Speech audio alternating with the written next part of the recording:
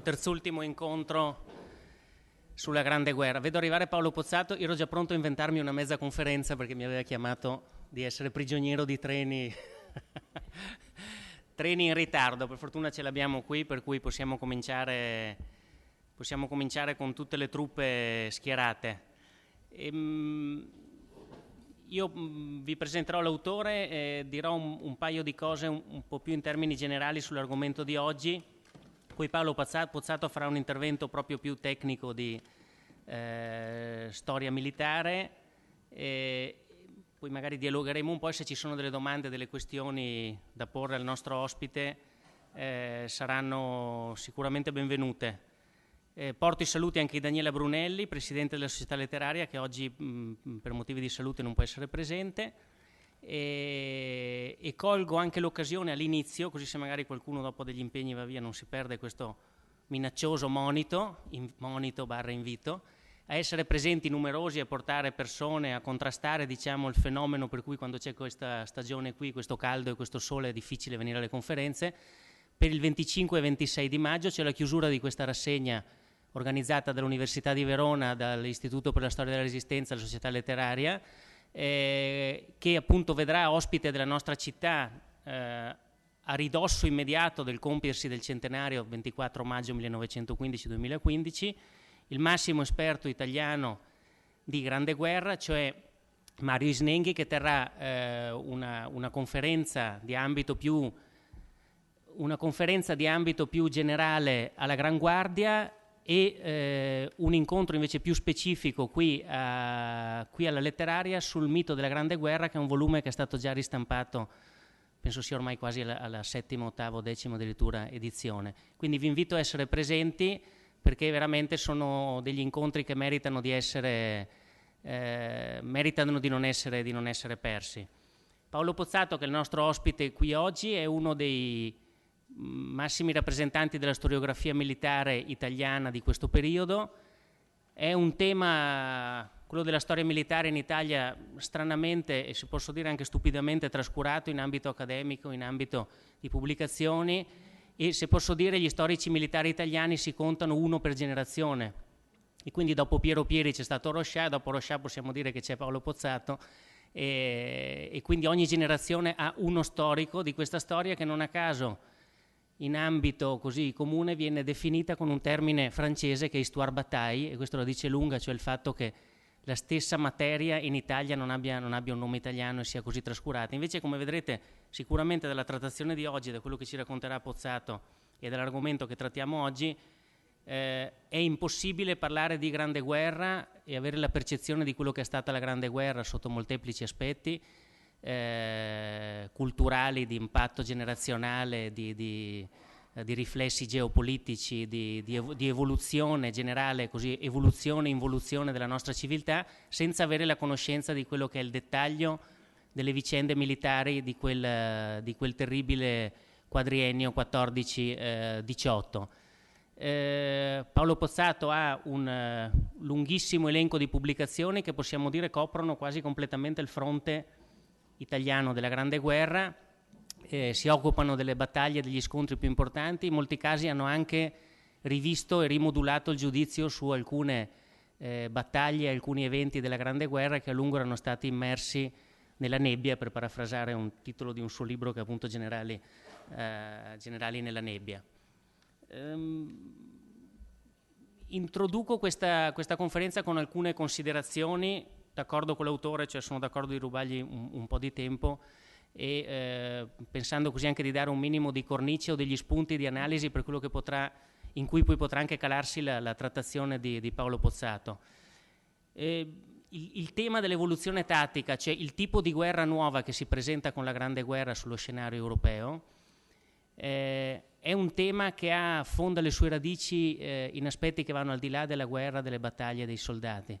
Perché possiamo dire che il modo in cui si viene ad affrontare la Grande Guerra rappresenta per molti aspetti una sorta di sconfitta della modernità. La Grande Guerra come apoteosi della modernità, come ha detto giustamente Emilio Gentile, e non come inizio della modernità, cioè come apoteosi di un'epoca in cui il trionfo della ragione, dell'illuminismo, della potenza scientifica, del positivismo aveva dato l'idea di tutto poter dominare, tutto poter prevedere, tutto poter organizzare in termini razionali, è invece alla prova dei fatti la dimostrazione, una delle più grandi sconfitte che questa Europa, all'apice del suo fulgore, del suo illuminismo, mette in atto. Perché dico questo? Perché la Grande Guerra si va a combatterla pensando di combattere le guerre del secolo precedente senza aver avuto nessuna percezione e nessuna capacità di cogliere gli stimoli che erano già venuti in anni precedenti a quegli eventi da altre campagne militari. In questo probabilmente c'era anche un po' di razzismo. Perché dico questo? Perché la vera vetrina di quello che sarebbe stata la Grande Guerra è la guerra russo-giapponese del 1905-1906. Parlo naturalmente della parte di terra, dell'assedio di Port Arthur, di situazioni in cui l'uso delle armi automatiche e del filo spinato erano già venuti tragicamente alla ribalta, con esiti pesantissimi dal punto di vista delle perdite per le truppe impegnate in quei combattimenti. Ecco, l'Europa brillantissima e trionfante di inizi Novecento sembra assolutamente non recepire questi messaggi venuti da Oriente, perché in fin dei conti era una guerra periferica combattuta da degli slavi un po' selvaggi e degli ancora più selvaggi, si pensava, giapponesi. Così naturalmente non sarebbe stato, e quello scenario tattico di impiego di armi o di strumenti anche brutalmente passivi come il filo spinato non sarebbe stato assolutamente recepito. Ulteriore gravità di incapacità di analisi e di esito tragico di questa mancata analisi ce l'abbiamo poi sul fronte italiano, perché io sono sempre stato contrario a crocefiggere i generali italiani nella Grande Guerra. Trovo che rientri un po' nello sport nazionale di autoflagellazione italica che noi pratichiamo con grande gusto e molto spesso, perché non è che i generali degli altri eserciti fossero molto meglio. Basta andare a vedere un film come Orizzonti di Gloria di Stanley Kubrick, che non è ambientato sull'Isonzo ma è ambientato in Francia, dove, ricordo, quel film non poté essere visto fino al 1975 in pubblico. Ecco, quindi non è che i generali italiani si stacchino da una media comunque di supponenza di vecchia scuola, di poco rispetto per le masse in armi rispetto agli altri. C'è sicuramente, come gravità e mancata analisi, il fatto che si sia andati a fare la guerra con il manualetto rosso sull'assalto frontale di Cadorna nel maggio del 15, quando già da 5-6 mesi le sciabole sguainate, i pantaloni rossi, i chepì dei soldati francesi, le manovre avvolgenti dei laghi Masuri sul fronte orientale si erano impantanate, erano tragicamente finite nelle trincee e nelle matasse di filo spinato.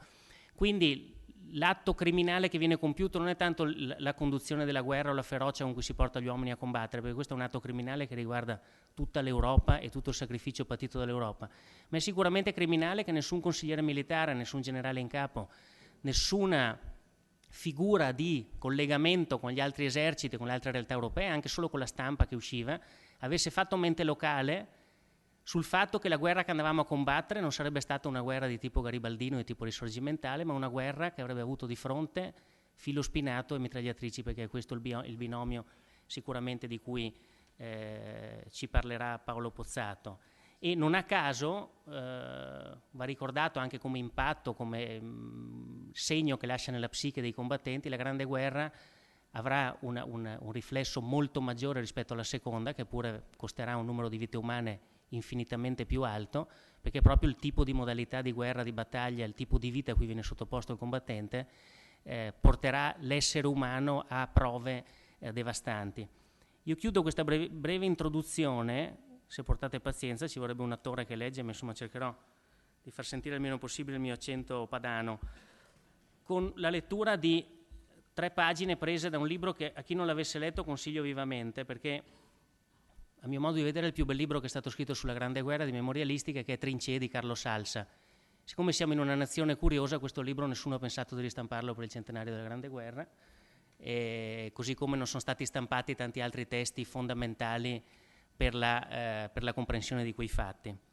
Vi leggo questo passaggio che rende pienamente quella che è stata l'impatto di questa guerra nuova sui combattenti e sul modo stesso di combattere. A parlare è un capitano che Carlo Salsa, giovane sottotenente di fanteria, incontra casualmente nel suo ricovero scavato nella terra e nei cadaveri fisicamente, sulle pendici del Monte San Michele in vista di Gorizia. Racconta questo capitano: passato l'Isonzo, i reggimenti furono scagliati contro questa barriera del Carso, falangi di giovani entusiasti, ignari, generosi, contro questa muraglia di pietra e di fango. Non possedevano che il loro fucile e la loro prodigalità milionaria. Gli austriaci avevano lasciato degli ammonimenti nelle località abbandonate dinanzi all'inondazione. Vi attendiamo al di là dell'Isonzo. E subito, dopo le bassure dell'Isonzo, cominciarono ad arginarci. Imboscate, trincee provvisorie, trappole, nidi di mitragliatrici che cominciarono a seminarci sul terreno scoperto. Man mano che si saliva su verso il bordo del Carso, la resistenza si faceva più tenace. Urtammo contro le prime trincee protette da reticolati. Il reticolato. Il coraggio non può nulla contro questa misera e terribile cosa, la massa non può nulla. Eravamo sprovvisti di tutto e le ondate si impigliarono in queste ragnatele di ferro, vi si infransero come contro le scogliere di granito. Le prime trincee furono conquistate, sì, anche le prime siepi di filo di ferro, affastellate dalla fretta in modo provvisorio, furono sfondate dall'impeto disperato.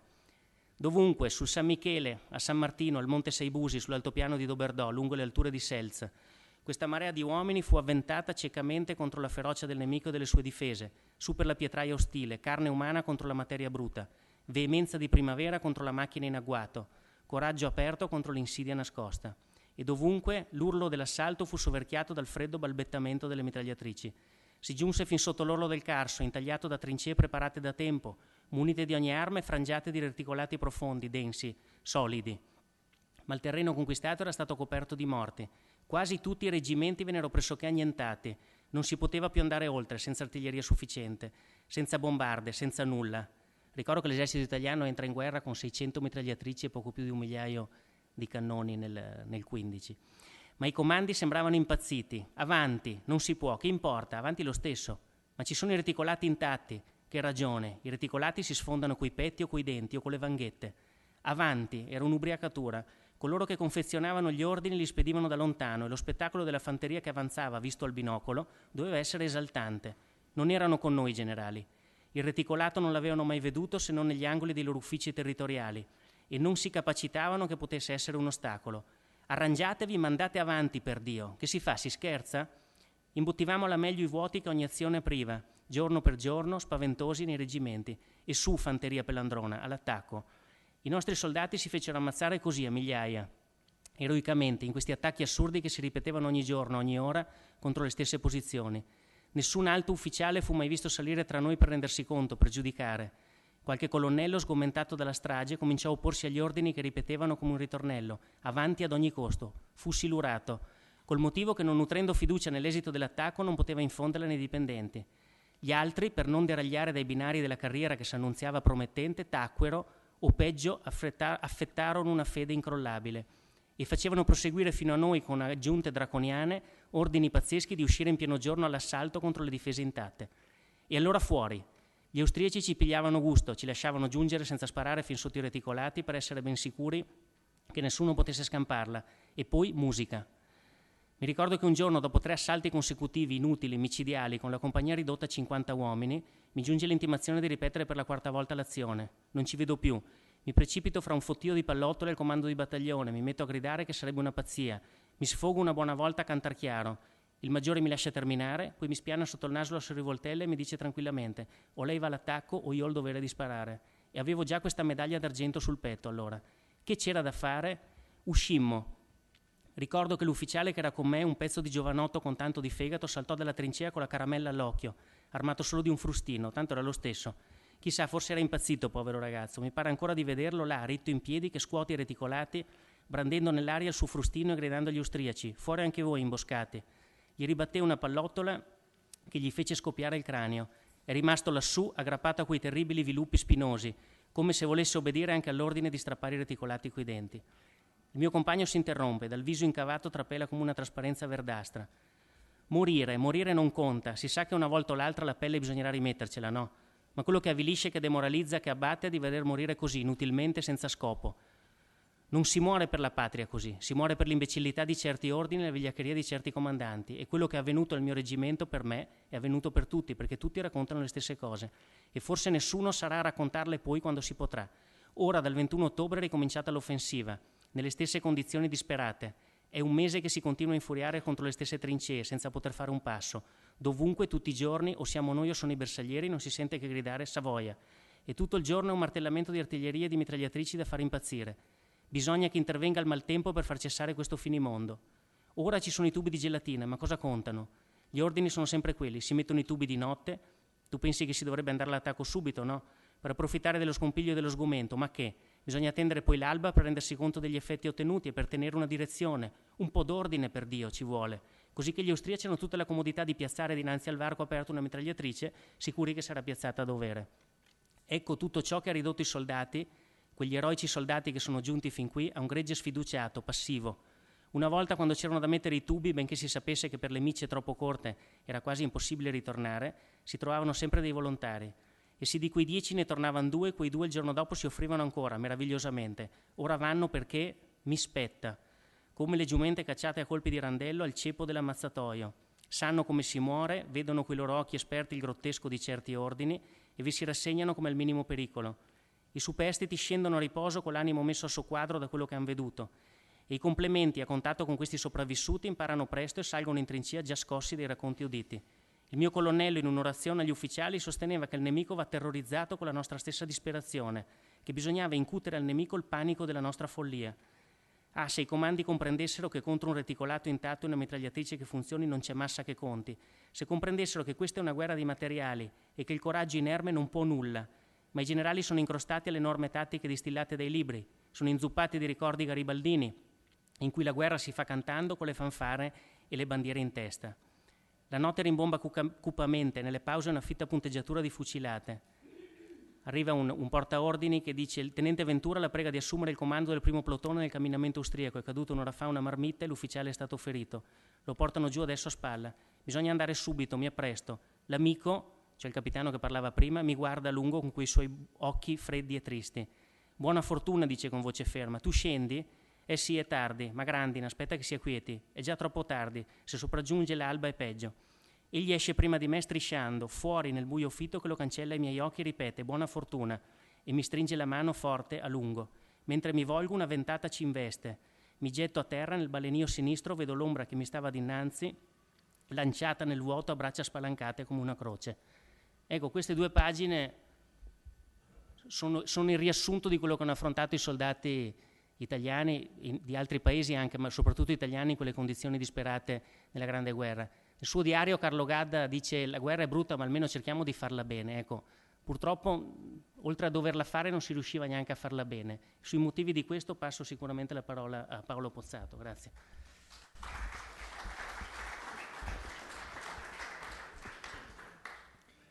Buongiorno, innanzitutto lasciatemi fare i ringraziamenti di rito ma doverosi, prima di tutto all'Università di Verona che mi ha chiesto, io non appartengo al mondo accademico, sono un insegnante di liceo, di essere qui oggi, ovviamente all'Istituto per la Storia della Resistenza che mi ha onorato della presenza del suo Presidente e a tutti voi di essere qui oggi. Mi è doveroso fare una premessa, probabilmente la mia relazione di oggi potrà creare un certo sconcerto, nel senso che la mia è una relazione che si basa sull'evoluzione tattica dell'esercito italiano e quindi che cerca appunto di capire, di portare avanti il ruolo e il punto di vista proprio dei generali, di quei generali che avete sentito descrivere in un certo modo da Carlo Salsa, ma che qui sentirete descrivere in un modo molto diverso. Quindi immagino che molto di quello che dirò non vi troverà perfettamente d'accordo. D'altra parte è tipico e purtroppo il lavoro dello storico proprio quello di tentare di sfatare i miti. Tanto il mito della Grande Guerra, citato prima dal Presidente a proposito di Mario Snenghi, quanto il mito di una guerra idiota, stupida, inconcludente, incapace, condotta dai nostri comandi, che è in un certo senso l'antimito della Grande Guerra, che nasce non a caso, proprio nel testo di Mario Snenghi, oltretutto, dall'utilizzo di queste fonti.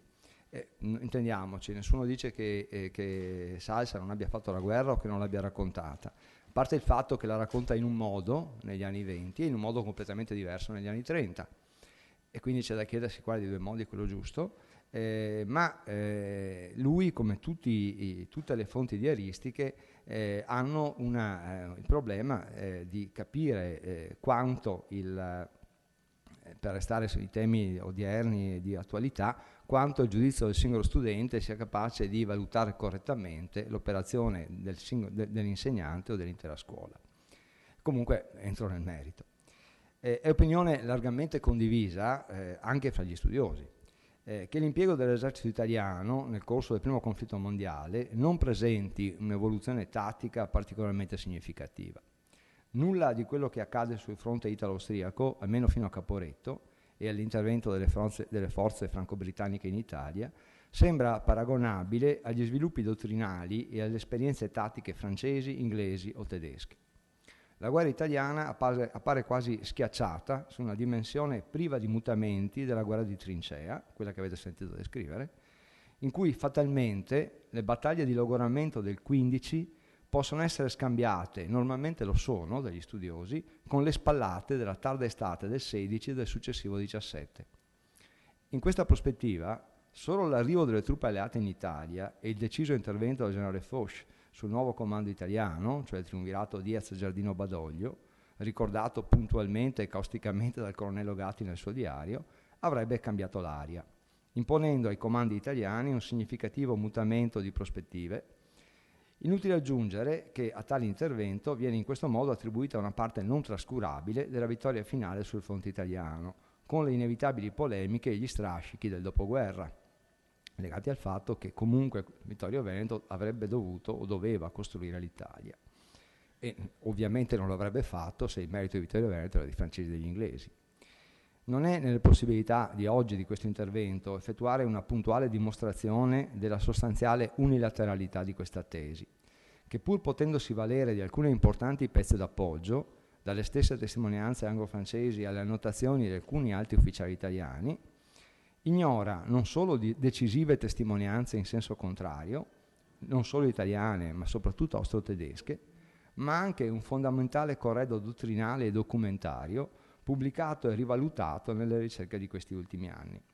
Quello che intendo fare è innanzitutto ribadire, sulla base degli studi sopracitati, che l'esercito italiano conobbe nel corso della guerra un'evoluzione dottrinale non meno significativa ed interessante di quella sviluppata dagli alleati sul fronte occidentale. In secondo luogo, che il fronte italiano presentava una varietà di situazioni geografiche, dal combattimento sulle rive dell'Adriatico a quello sui ghiacciai dell'Ortles e dell'Adamello, da rendere addirittura impropria una definizione unica di guerra di posizione. In terzo luogo, che nella valutazione degli stessi errori, indubbiamente commessi sul piano operativo e tattico dal Comando Supremo Italiano, spesso non si tiene sufficientemente conto dei condizionamenti ambientali, politici e strategici che ne determinarono l'azione nei vari anni di guerra. Questi sono i tre temi che intendo affrontare. Per quanto riguarda il primo punto, è indubbio che la guerra dell'Isonzo, dal maggio del 15 all'ottobre del 17, soffrì di un certo immobilismo. Peraltro, come era stato notato già da una monografia ormai molto datata di Mario Silvestri, più linguistico che reale. Cioè, se voi prendete il fronte occidentale, gli alleati hanno una serie di battaglie, no? Prima di Ypres, Passchendaele, eccetera. In realtà sono sempre sullo stesso posto, perché i nomi diversi sono nomi di località che distano poco più di un centinaio di metri l'una dall'altra. Noi siamo sempre sull'Isonzo, ma ci muoviamo parecchio per essere sempre sull'Isonzo. Nel corso di 2 anni e mezzo di combattimenti non si ottenne, è vero, nessuno degli sfondamenti strategici prefigurati da Cadorna, né verso Trieste, che era la meta politica primaria dell'azione italiana, né verso Lubiana, vero e proprio obiettivo strategico di un esercito che si proponesse di compromettere la zona critica dell'avversario.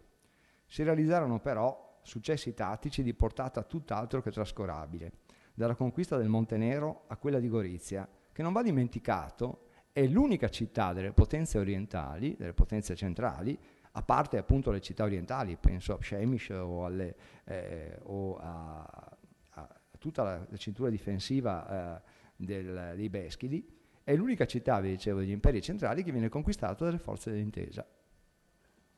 Dall'occupazione dell'altopiano di Doberdò alla stessa penetrazione in quello della Bansizza.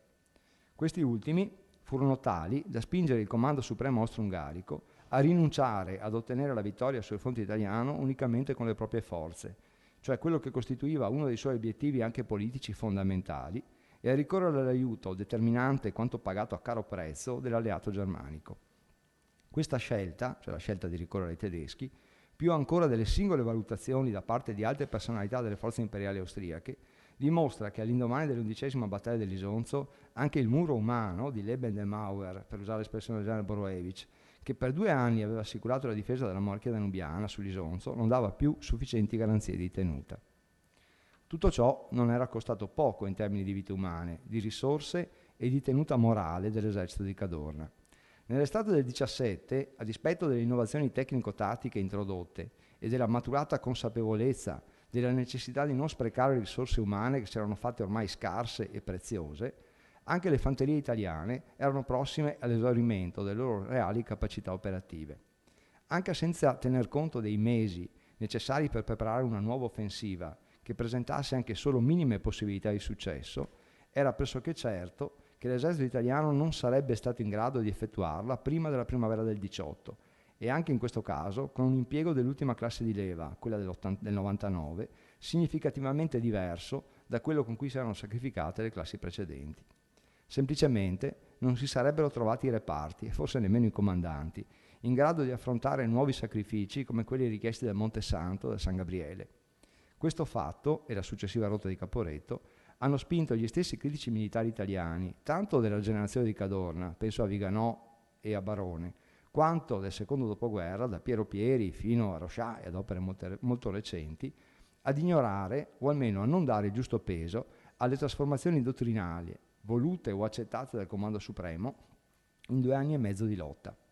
In realtà, smentendo quello che diceva Salsa un attimo fa, fin dalle prime battaglie dell'Isonzo dell'estate 1915 non erano mancati da parte di Cadorna decisi aggiustamenti alla dottrina d'attacco del suo esercito, basata come è noto sulla famosa e famigerata libretta rossa, la circolare numero 191 del 25 febbraio 15, che peraltro, circolare del 25 febbraio 15 sull'attacco frontale, che noi abbiamo tanto criticato e continuiamo a criticare, ma che in realtà, se voi andate a controllare, prendete ad esempio i manuali dell'esercito tedesco, segnatamente redatti da quello che poi diventa il generale Balck, o andate a leggere la lezione tattica inglese, così come la restituisce fra l'altro in italiano, in un libro del 1930, il capitano Wynne, vi accorgete che Cadorna non dice assolutamente nulla di diverso dagli altri.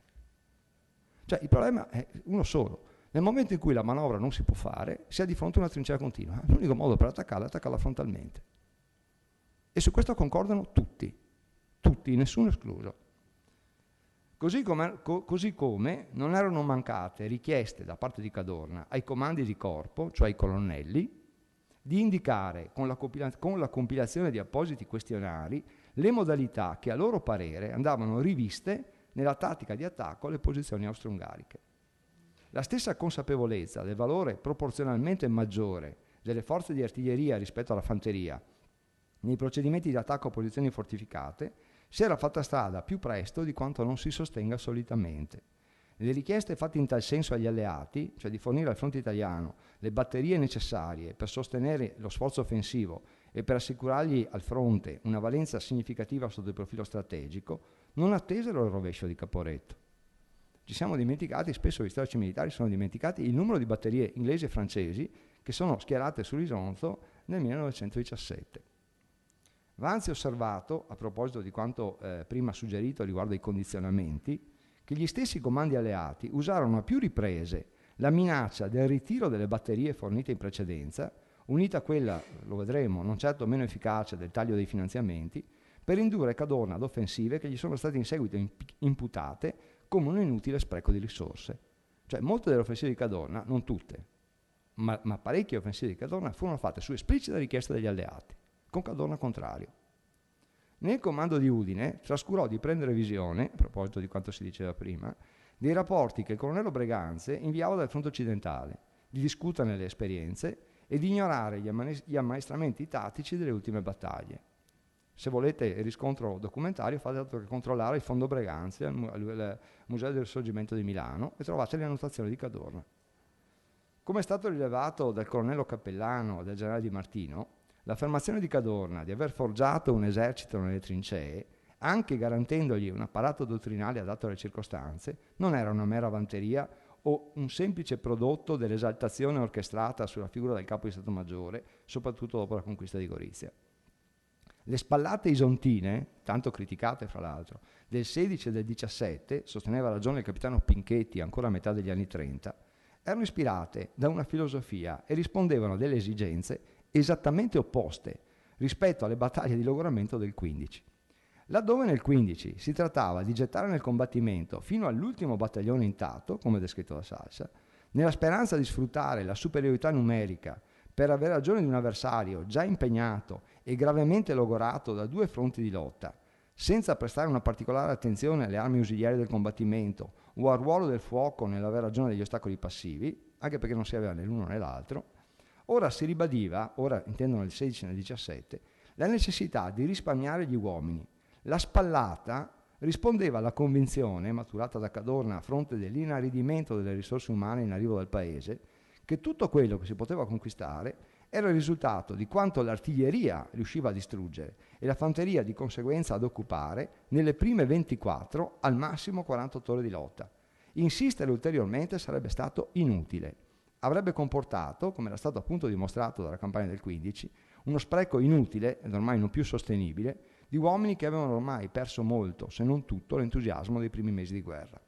Occorreva quindi preparare una nuova battaglia con accuratezza e dovizia di mezzi ancora maggiore, ripristinare scorte enormi di munizioni ed equipaggiamenti per essere certi di obbligare il nemico a cedere la propria prima linea e ad operare un nuovo arretramento. Le linee su cui gli austriaci avrebbero rinnovato la loro resistenza non potevano essere infinite, le risorse per ricostruirla e dotarle di un sufficiente potere impeditivo non potevano essere illimitate, i reparti per presidiarle non si sarebbero valsi all'infinito della forza morale necessaria a resistere e l'aumento costante in tutte le battaglie del 16 e 17 del numero dei disertori austriaci dava ampiamente ragione a Cadorna. L'offensiva scatenata da Conrad nella primavera del 16 era nata non a caso per sottrarre i difensori dell'Isonzo all'esclusivo deprimente ruolo dell'incudine destinata a ricevere i colpi di maglio sempre più robusti e meglio assestati degli attacchi italiani. Certo, il comando di Udine soffriva del rifiuto da parte del suo comandante supremo di qualsiasi forma di collegialità. Convinto di non dover ripetere gli errori dei consigli di guerra del conflitto del 1866, il cui effetto paralizzante era costato l'umiliazione di Custozza, tanto clamorosa da costituire per anni uno dei casi tattici più studiati a West Point si diceva che nessuno era riuscito a perdere una battaglia in quel modo, con quella disparità di forze, Cadorna voleva essere l'unico responsabile della guerra. Egli si poneva quindi al vertice di una piramide verso cui doveva convergere ogni suggerimento ed ogni richiesta dal basso e da cui doveva partire ogni direttiva verso i subordinati. Inutile dire che i filtri che andavano a frapporsi in questo duplice passaggio, a volte per esplicita volontà dello stesso Capo di Stato Maggiore, a volte a dispetto di quella stessa volontà, erano tali e tanti da rendere spesso difficile il previsto transito delle idee. Nell'esercito italiano veniva così a verificarsi, come si diceva prima, in misura maggiore e con conseguenze più gravi, quanto accadeva del resto anche nell'esercito francese o in quello tedesco. Come notava il già citato generale Balck, redattore dei manuali di tattica tedeschi, anche nell'oliata macchina da guerra dell'impero germanico, non di rado le istruzioni del comando supremo venivano ad urtare contro le resistenze passive dei comandi in subordine, se non nell'opinione opposta delle truppe stesse. Gli esempi in tal senso, nell'ambito ovviamente della guerra degli italiani, si potrebbero moltiplicare. Basti citare per tutti quello famoso del maggiore Marchetti, Tullio Marchetti, allora capo dell'ufficio informazione della Prima Armata, che criticò aspramente per un'ora, in un'anticamera del comando di Udine, la mancata attenzione prestata da Cadorna alla minaccia austriaca nel Trentino, senza rendersi conto di esprimere tali critiche allo stesso capo di Stato Maggiore. La nota idiosincrasia di Cadorna ad incontrare visitatori occasionali, militari o civili che fossero, e il suo delegare a tale compito il generale Porro, spingevano quindi ad escludere anche solo la possibilità di poter esporre direttamente le proprie opinioni a Cadorna. Sta di fatto che dopo essere stato insultato per un'ora, Cadorna non solo non punisce Marchetti, ma lo convoca a Udine e gli dà l'ordine esplicito di convocare ogni mese una conferenza di tutti i capi degli uffici informazioni d'armata e di recuperare Cadorna ovunque si trovi, saltando qualsiasi tipo di impedimento. O ancora, se ne volete un altro, Non meno significative risultano le annotazioni del diario del generale Cangemi. Cangemi comandava una divisione alla vigilia di Caporetto e la comanderà fino alla fine sul Grappa, la 21esima, che alla vigilia appunto di Caporetto confessava candidamente di comandare una divisione in linea senza nemmeno conoscere i comandanti dei corpi d'armata contermini, per non parlare dei loro piani di azione. Cangemi lascia chiaramente intendere nel diario che in tutto ciò le misure di sicurezza avevano ben poco peso ed in ogni caso gli effetti negativi che ne derivavano per la condotta delle operazioni erano decisamente superiori ai vantaggi. Per quanto concerne il secondo punto, cioè la varietà dei teatri operativi, va notato che spesso gli storici odierni appaiono molto meno attenti degli osservatori dell'epoca. Kipling, nel suo viaggio al fronte italiano, che è sicuramente viziato da una caratura diciamo pubblicitaria, nel senso che lui intende fare pubblicità a se stesso e nello stesso tempo sostenere il fronte italiano. Ciò nonostante notava, e giustamente, che nessun teatro operativo presentava in Europa le difficoltà di quello italiano, dove si combatteva a quote ed in località in cui a stento, negli anni precedenti il conflitto, si era pensato di poter soggiornare anche solo per poche ore. Si può ribattere che tale condizione era la stessa che dovevano affrontare le forze austro-ungariche, oltretutto in condizioni spesso di inferiorità di risorse e di penuria anche dell'indispensabile. Queste ultime, gli austriaci cioè, però combattevano in difesa e la differenza radicale che ciò comportava rispetto all'azione offensiva verrà da loro amaramente sperimentata, in particolare sul Grappa e sul Piave, nell'ultimo anno di guerra. Il grande Rommel, che sfonda il Matajour, che taglia fuori la retroguardia della Quarta Armata italiana, sul Grappa, sul Fontana Secca, viene fermato da un gruppo di alpini del Val Camonica, cioè da un gruppo di territoriali, nemmeno tutti armati di fucile 91. Proprio in tale differenza va anzi cercata una delle ragioni più profonde dei maggiori rovesci italiani, la sconfitta in Trentino nel 16 e la rotta di Caporetto. Si può dire infatti che fino alla battaglia di Arresto del novembre-dicembre 17, ma più esattamente fino alla battaglia del Piave del giugno successivo, il soldato italiano mancò anche delle più elementari nozioni, non parliamo dell'addestramento, alla battaglia difensiva. Per 2 anni e mezzo la sola cosa che gli era richiesta, nei terreni paludosi dell'Isert, sulle pietraie carsiche, le rocce dolomitiche o i ghiacciai dell'Adamello, era stata di sapersi sacrificare nell'attacco, a posizioni spesso impossibili da conquistare con un'azione frontale. In sostanza, quanto gli veniva chiesto era di uscire dalla trincea e di aspettare l'evolversi degli eventi, che la volontà del proprio ufficiale o la sua morte improvvisa potevano cambiare radicalmente e per i quali non gli era di fatto richiesta alcuna responsabilità. Non a caso, ai cecchini austriaci era raccomandato nelle circolari relative di mirare soprattutto, se non esclusivamente, agli ufficiali, facilmente riconoscibili, diceva la circolare, dal loro ampio gesticolare. Anche quando diventava un esperto del proprio settore o del proprio teatro di operazioni, cosa del resto rara, perché i reparti venivano fatti girare in maniera spesso volentieri esagitata, il soldato italiano, cioè l'alpino di cima 11 come il Fante d'Alberto Ibiza, non aveva in realtà alcuna reale percezione della guerra in generale o delle effettive ragioni per cui si continuava a combatterla. E ciò a dispetto del fatto, anche qui contrariamente a quello che si dice di solito, che fin da prima dell'inizio del conflitto, nell'addestramento dei reparti, fossero previsti quotidiani colloqui con gli ufficiali per ovviare a questa scarsa consapevolezza. Se questo inconveniente poteva, cioè la mancata consapevolezza, poteva non contare e di fatto contava poco, fino a che si era chiamati all'offensiva, che per il soldato si esauriva appunto, nella migliore delle ipotesi, nella conquista dei pochi metri di fronte che gli erano stati assegnati, diventava deleterio quando lo stesso soldato era chiamato a difendersi, magari ripiegando su posizioni ignote e privo della guida del proprio ufficiale, quindi affidato solo a se stesso. Non è un caso se per molti soldati italiani la ritirata di Caporetto equivalse non ad una rivolta militare, che non ci fu e che gli stessi comandi dovettero riconoscere e mancare del tutto, ma piuttosto ad un ritorno a casa, ad un semplice venir meno delle ragioni stesse della guerra, una tradotta al contrario, che per molti si concluse solo sui ponti del Po. Anche in questa situazione, quindi, esercito e comandi non rimasero inerti, né come si può supporre dalle critiche a tratti sferzanti del generale Foch, attesero passivamente l'arrivo di insegnamenti ed esperti del fronte occidentale. Si può affermare invece che comandi e truppa impararono sul terreno e dalla situazione come portare a termine una battaglia difensiva, capace di arrestare gli orgogliosi vincitori di Caporetto, fermandone anche i tattici di maggior caratura, Vi ho citato Rommel, qui vi cito il generale Ludwig Oginger fra tutti. E ciò non fu fatto principalmente da uomini del nuovo comando Diaz, ma da esponenti di punta del vecchio comando Cadorna. Ne è un esempio evidente la difesa voluta e condotta dal generale Roberto Bencivenga nel settore occidentale del Monte Grappa nel tardo autunno del 17.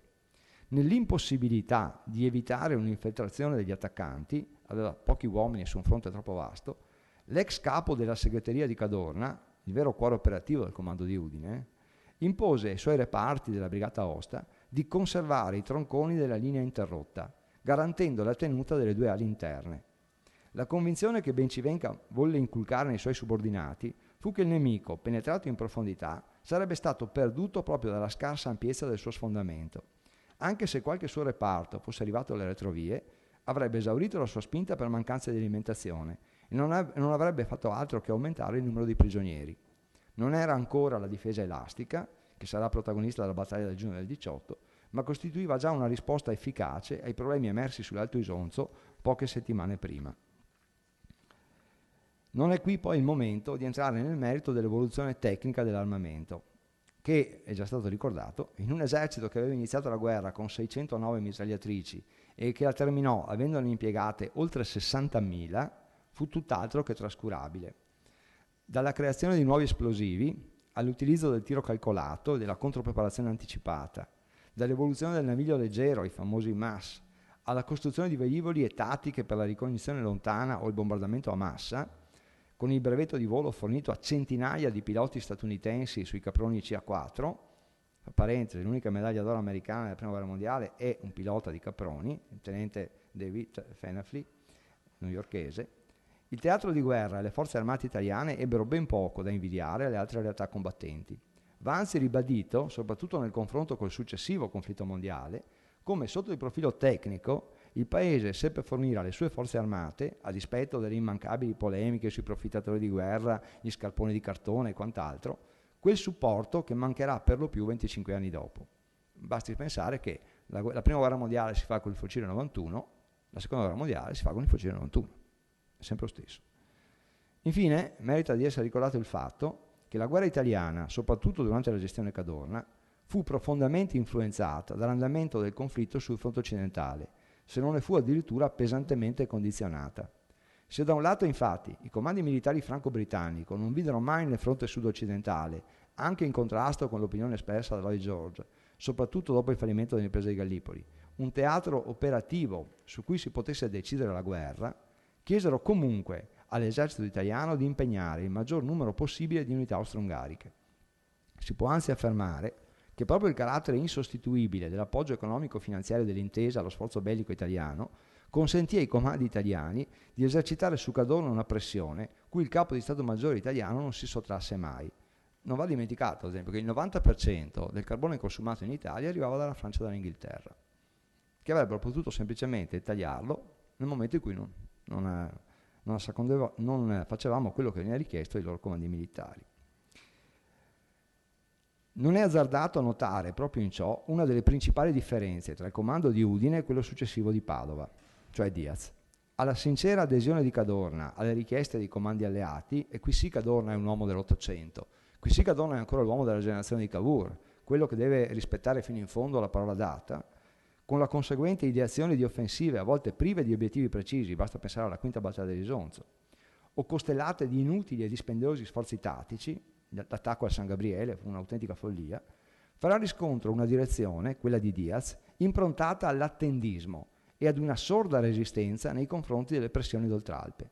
Come notava il generale Caviglia, Diaz si è rivelato l'uomo giusto al posto e al momento giusti, non per le sue capacità militari o il suo acume strategico, ma per l'accorta politica con cui aveva saputo non dire mai apertamente no, senza peraltro dar seguito ai sì pronunciati. La mancata offensiva sul Pasubio dell'agosto 1918, predisposta fino ai minimi dettagli tattici e con le innovazioni più azzardate, e poi lasciata tacitamente cadere nell'oblio, è sotto questo profilo addirittura esemplare. D'altro canto, l'offensiva finale di Vittorio Veneto può giustamente essere rivendicata come un piccolo capolavoro del nostro Comando Supremo. Anche in questo caso, non per il presunto piano napoleonico da cui sarebbe stata prodotta, e che gli storici militari continuano a tritare contro ogni evidenza in contrario, ma per l'utilizzo combinato di tutte le forze dell'intesa, nonché delle rispettive peculiarità operanti in quel momento sul teatro di guerra italiano. L'azione di sfondamento iniziale venne infatti affidata alla 10ª armata anglo-italiana, al comando di Lord Cavan. La puntata sul fianco sinistro, che lasciò nell'incertezza il comando austriaco sulla reale direzione dell'attacco, fu opera della 12ª franco-italiana, al comando del generale Jean-César Graziani. Lo sfondamento risolutivo su Vittorio Veneto fu infine portato a termine dall'8ª armata italiana del generale Caviglia, mentre lo splendido sfruttamento del successo ad opera delle divisioni di cavalleria e dei reparti celeri fu opera del Comando Supremo, che seppe trasformare in una rotta strategica quello che poteva ancora limitarsi ad un sia pur grave insuccesso tattico. In conclusione, credo che il centenario della Grande Guerra offra e possa offrire agli studiosi la possibilità di rileggere il conflitto anche solo da un punto di vista della sua conduzione militare e politica e in una prospettiva finalmente comparata, capace di superare gli steccati nazionali che hanno spesso caratterizzato gli studi su questo conflitto. L'ambito delle dottrine e della loro evoluzione, tanto sul piano tattico quanto su quello strategico, non può non costituire un fattore chiave di questa conduzione, che a sua volta non poteva essere improvvisata, dato il numero imponente degli uomini e delle forze coinvolte, con i relativi spaventosi problemi anche solo logistici. Non si tratta quindi di una novità tout court, quanto piuttosto di riprendere il filo di un discorso che soprattutto il generale Bompiani in Italia, il generale del Menzingen in Germania e il citato capitano Wynne in Inghilterra avevano iniziato negli anni 30, spesso sostenuti dai rispettivi uffici storici, e che le successive vicende storiche, con l'acuirsi dei totalitarismi, finirono col compromettere. Capire le vicende di un'Europa dilaniata dal maggior conflitto fino a quel momento della sua storia non può essere indifferente o inutile per comprendere le dinamiche dell'Europa attuale. Vi ringrazio.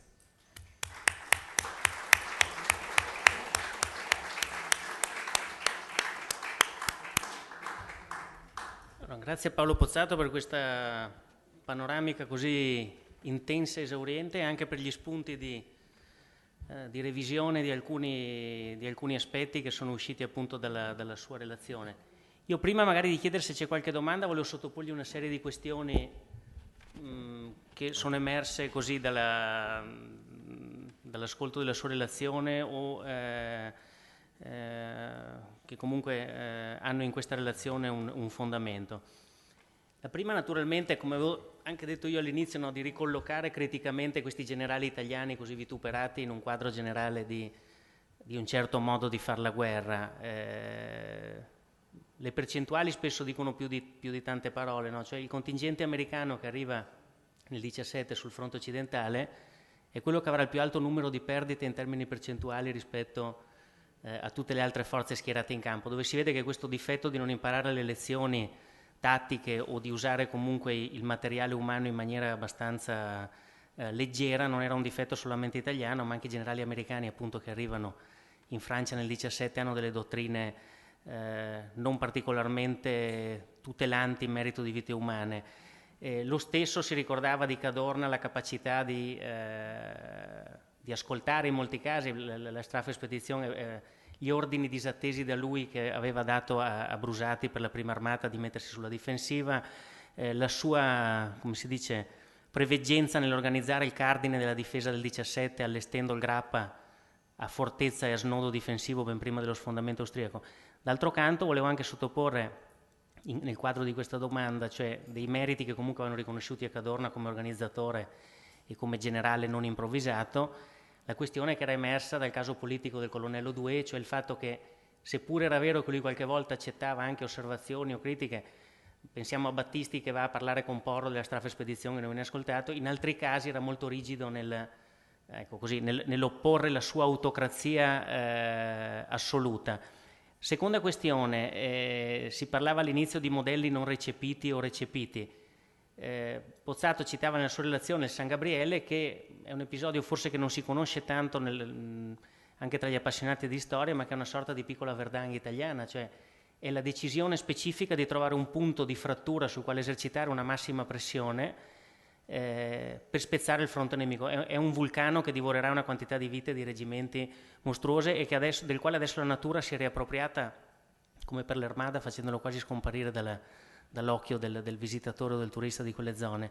Ecco, volevo anche in questo chiedere a Pozzato se nel momento in cui Capello, perché sostanzialmente è lui, decide questa piccola Verdun italiana, c'è uno scambio di informazioni col fronte francese, c'è la conoscenza del fatto che a Verdun in 300 giorni erano morti 300.000 uomini, e quindi così ci si pone la questione di come gestire eventualmente un punto di pressione estremo.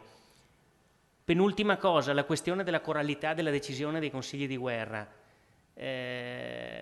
Chiedo a Pozzato, è vero che Cadorna era cresciuto con l'abominio per quello che aveva comportato la sconfitta di Custozza.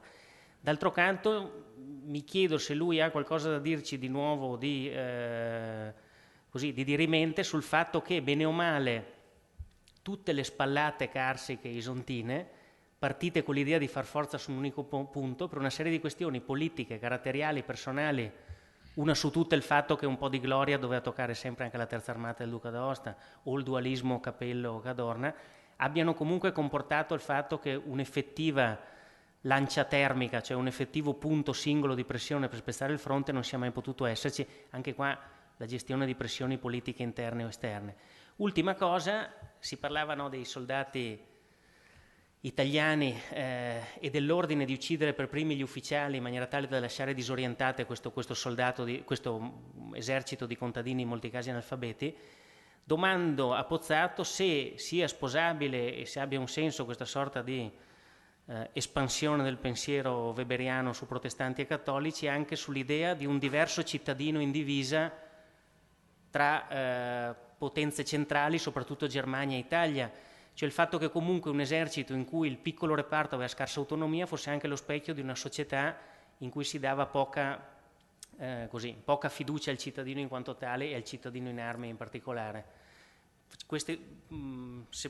Affrontiamo queste cose, poi magari passiamo a qualche domanda del pubblico. Sì, cioè vi faccio notare che mi viene chiesta un'altra relazione completa, cioè io sì, certo, mi limito chiaramente a delle risposte telegrafiche, quindi sicuramente lascerò soddisfatta il mio interlocutore, però spero che capiate che sì, altrimenti veramente cioè, le questioni sono di altissimo livello e di primissimo piano, quindi richiederebbero una risposta molto articolata.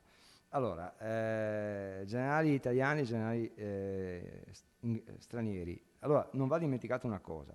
Allora, innanzitutto il generale Cadorna è un generale paradossalmente molto moderno per l'età che ha. Cioè, non dobbiamo dimenticare che Cadorna è in pensione, è un tranquillo pensionato che ormai non solo ha rinunciato all'idea di comandare mai l'esercito in guerra, ma addirittura è un pensionato amareggiato dal fatto che a suo parere ingiustamente gli era stato giudicato migliore nelle famose manovre del Monferrato il generale Caneva, e che poi al generale Caneva era stata affidata una conduzione della guerra di Libia che Cadorna giudicava devastante e che invece aveva finito col premiare Caneva con il grado di generale d'esercito, grado che a Cadorna non verrà mai dato. Di conseguenza Cadorna entra in guerra non solo con l'idea del richiamato dalla pensione, ma anche con l'idea che in qualche modo di doversi prendere con gli interessi quello che gli è stato più o meno ingiustamente tolto. Detto questo, quindi questo io credo giustifichi molti degli aspetti, delle critiche, degli aspetti negativi di Cadorna, non ultimo l'osservazione finale, su cui peraltro poi ritornerò, di Max Weber, cioè il fatto che per Cadorna comunque il soldato italiano è un suddito che ha giurato fedeltà al re. Di conseguenza questo suddito, se muore per il re, deve essere solo contento, non si capisce perché sia anche scontento e triste, cioè ha giurato fedeltà, è suddito di un sovrano, in una concezione olistica dello Stato alla Hegel o giù di lì, chiaramente deve essere solo felice di morire, poi se gli do anche la medaglia meglio, se no sta buono e basta. Cioè l'idea del cittadino soldato che si può anche mandare a morire, si può anche fucilare, ma al quale io devo comunque spiegare perché gli faccio fare quello che gli faccio fare, e al quale comunque devo riconoscere il diritto alla protesta, che è quello che poi fa Diaz con gli ufficiali P, a Cadorna non passa nemmeno lontanamente per il cervello, e questo è chiaramente legato alla sua formazione e alla sua età. Detto questo, io il confronto non lo farei solo con gli statunitensi. Io dico sempre che se voi provate a fare un giro d'orizzonte sui generali della prima guerra mondiale, vi accorgete trovate valutazioni di questo tipo. In un testo molto bello che vi consiglio, il generale di uno storico inglese che si chiama Alistair Horn, a proposito della guerra, della prima guerra mondiale, Il prezzo della gloria, è un testo su Verdun, però Horn parte da prima. Horn, parlando di Joffre, dice con lui la Francia andò ad un passo dalla sconfitta, ma senza di lui sarebbe stata quasi sicuramente sconfitta. Haig, comandante inglese, cioè noi insistiamo su Cadorna e sui morti del Carso, Haig, quando ha finalmente a disposizione i Kitchener People, cioè i volontari inglesi, 1 milione di volontari inglesi, nel primo giorno della battaglia della Somme fa 20.000 morti, perché manda i soldati all'attacco a passo di marcia affiancati, dicendo che la mitragliatrice non serve una Madonna ed è un'invenzione sopravvalutata di cui si può benissimo fare a meno. E non siamo nel febbraio del 15, siamo nell'agosto del 1916, dopo Verdun. Ancora, a Verdun, il principale protagonista di Verdun, il principale responsabile di Verdun è il generale von Falkenhayn, che dopo Verdun viene esonerato dal posto di comando. E viene esonerato, ma non viene cacciato dall'esercito, gli viene affidato il comando della non armata. Con la non armata, von Falkenhayn in Romania porta a termine la più brillante campagna di movimento dell'intero conflitto. Questo per dire che, viceversa, se volete, Hindenburg e Ludendorff, i grandi protagonisti, come si diceva prima, di Tannenberg, prima ancora che dei laghi masuriani, in realtà dopo Tannenberg e dopo i laghi masuriani di vittorie realmente schiaccianti sul fronte orientale non ottengono più. E una volta arrivati sul fronte occidentale, le varie offensive, compresa la seconda battaglia della Marna, si concludono con altrettante sconfitte, nonostante l'impiego delle più evolute dottrine tattiche, la tattica dell'infiltrazione su tutte. Il discorso di due, quindi conclusione che nella prima guerra mondiale, a differenza della seconda, voi non trovate nessun vero leader militare. Cioè, in realtà è un tentativo più o meno disperato dei vari critici militari dell'epoca di recuperare il valore strategico di alcuni comandanti, ma in realtà non c'è, nel senso che ognuno di loro, se noi andiamo a vedere, ha un bilancio a zero fra sconfitte e vittorie. Critiche, discorso di due, Cadorna accetta o non accetta le critiche? Non le accetta, cioè Cadorna le promuove, che è una cosa diversa, cioè Cadorna è disponibilissimo ad accettare i suggerimenti quando li propone lui per via gerarchica e quando i suggerimenti gli arrivano per via gerarchica. Quello che lui detesta di Douai è il fatto che Douai tenti di scavalcarlo sul piano politico, perché il famoso memoriale Douai venne perso da un politico in treno, non dallo stesso Douai. Quindi quello che poi Cadorna fa dopo la Staff Expedition è quello di prendere l'uomo più fidato che lui ha in tutto il comando supremo, che è il generale Garruccio, che è responsabile dell'ufficio informazioni, e di dislocarlo a Roma per avere la sua gola profonda a Roma, in modo di sapere prima, cioè il vero spionaggio lo fa nei confronti di Roma, non nei confronti dell'avversario. Capello e il fronte francese e la consapevolezza di Verdun o meno.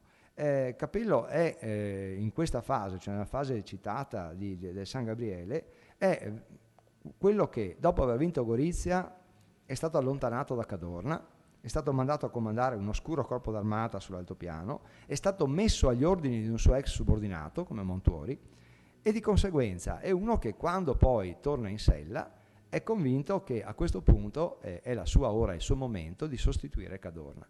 Per cui la vera ragione del San Gabriele, al di là dell'esperienza del fronte francese o meno, cioè l'accanimento di Capello a voler mandare contro il San Gabriele una brigata dietro l'altra, che ricorda veramente, questo sì, le battaglie di logoramento del 15, è in realtà più un logoramento, cioè più dettato dalla convinzione di Capello di dover mettere a segno un altro successo decisivo e poter quindi a questo punto rivendicare il posto di Cadorna, piuttosto che non per altri motivi. Cioè qui il personalismo di Capello e il dissidio con Cadorna pesa notevolmente. Discorso di Cadorna dei consigli di guerra. Certamente Cadorna, come dicevo prima, detesta l'idea di ripetere gli errori del 66, ma non è l'unico. Se voi andate a vedere che cosa fa la Francia, ad esempio, si ricordava prima il discorso dei pantaloni rossi, eccetera, ma la Francia combatte la prima guerra mondiale forte del fatto che è stata sconfitta nella guerra del 70 perché la maggior parte del suo esercito era bloccata nelle fortificazioni invece di agire al velo campale. E quindi sul piano campale viene sconfitta, poi i tedeschi ne fanno altro che circondare le fortificazioni e aspettare che questi escano. E quindi combatte la prima guerra mondiale, il famoso piano 17, sulla logica dell'élan vital, cioè il soldato francese ha perso perché? Perché gli abbiamo tolto lo slancio vitale. Il soldato francese all'attacco, come insegnava Napoleone, non lo ferma nessuno. E allora all'attacco, pantaloni rossi, chepi blu, e se vengono falciati dalle mitragliatrici tedesche e qualche generale comincia a dire ma meglio i pantaloni grigi, qualche politico urla in Parlamento le rouge c'est la France.